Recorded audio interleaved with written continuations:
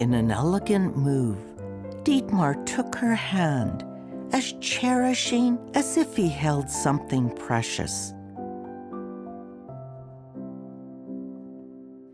The old world of the gesture swept her up within its illusion.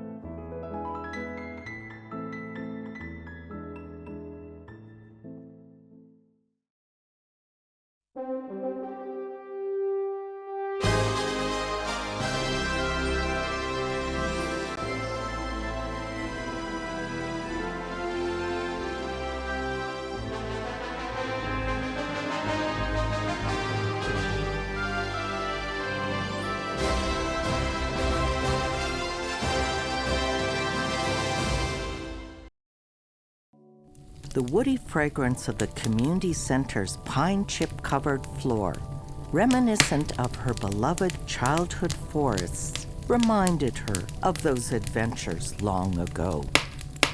At the highest point of the community center's conical roof, smoke lazily undulated in a game of peekaboo with the stars. An elder appeared beside her. Drumming is a sacred ceremony for indigenous people, he said. The drum is the heartbeat of Mother Earth. It connects our indigenous people to spirit. Her eyes closed, Elizabeth imagined the place he spoke of.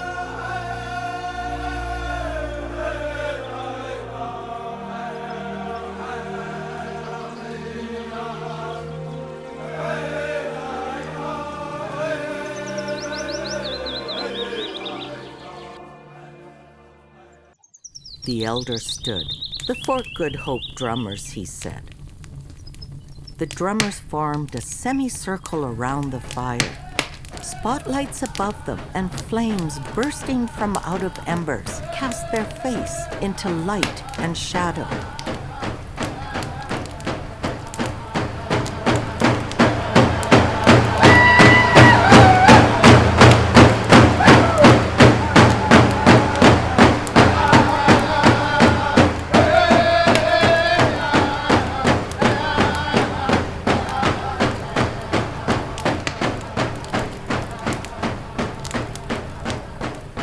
Human pitch ebbed and flowed above the steady rhythm of the drum's heartbeat.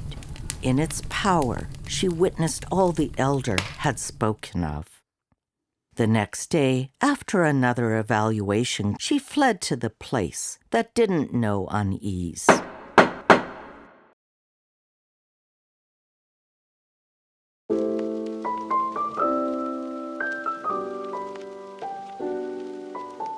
The insipidness of her first strokes disappointed, but the movement felt good.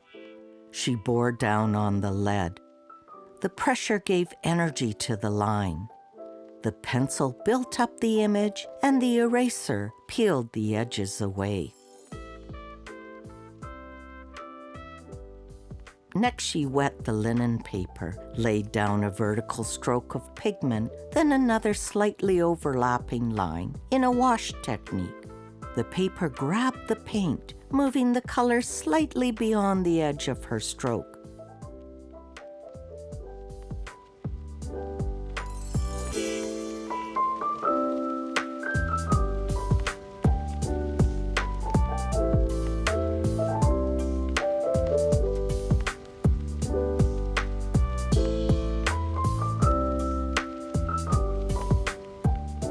Water was such a complex partner in the creative process, and anticipating, but never knowing exactly how liquid and paper would behave as they bound, was the thrill of it all.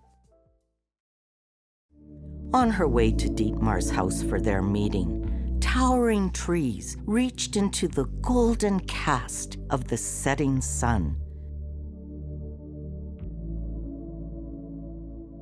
Bathed in surreal hues, the forest blurred the boundaries between the real and a dream.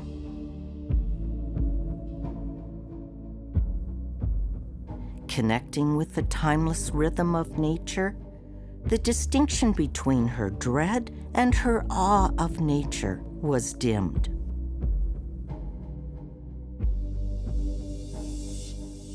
Inside, Dietmar took her coat and led her to the dining room. In an elegant move, he took her hand, as cherishing as if he held something precious. The old world of his gesture swept her up within its illusion.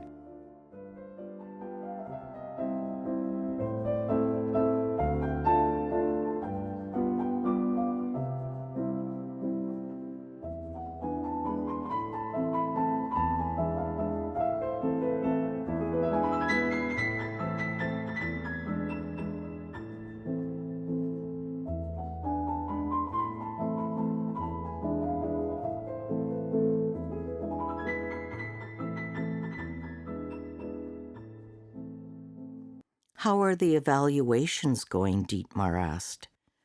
Pushed into reality, Elizabeth brought a photo out of her briefcase. This is Gwich'in artist Margaret Nazon. It's called the Nebula. She uses fabric, thread, beads, yarn. Her art's inspired by the northern landscape. I keep coming back to how her visual musings on the cosmos have reimagined a traditional art in a way that's honoring of the past and embracing of the future. Her importance to the development of the Arctic's modern artistic applications is notable, Dietmar agreed.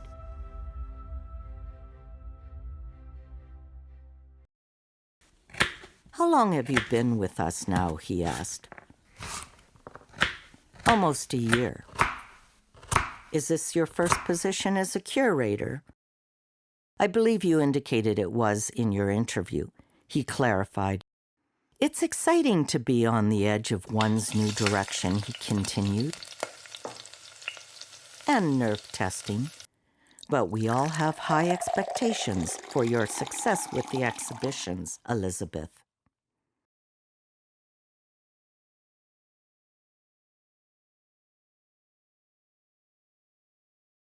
And now, let's share a dinner.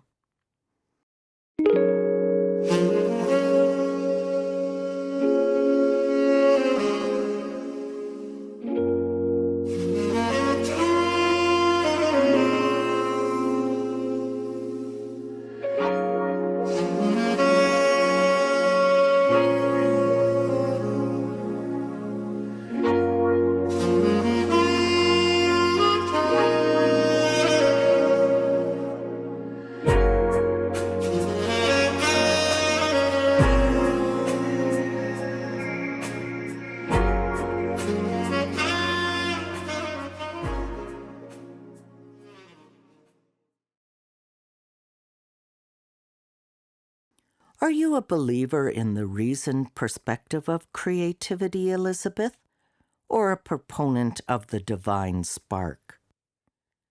Dietmar probably thought creativity was not but a mental process that integrated existing knowledge in a new way. Her chin rose. I think creativity can be a flow to the artist, and with that, they channel it into the physical world, as if the artist was a divine partner in the cosmic pool of infinite knowledge. I guess that sounds a little mad. Perhaps, but then one must be mad to engage in a life forever spent in search of that most beautiful of enigmas, creativity. Elusive in nature, mysterious in where it arises and how it manifests, just as is in love. He raised her hand and touched her fingertips to his mouth.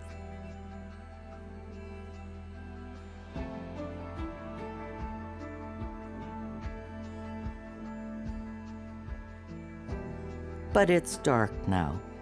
Let me walk you home.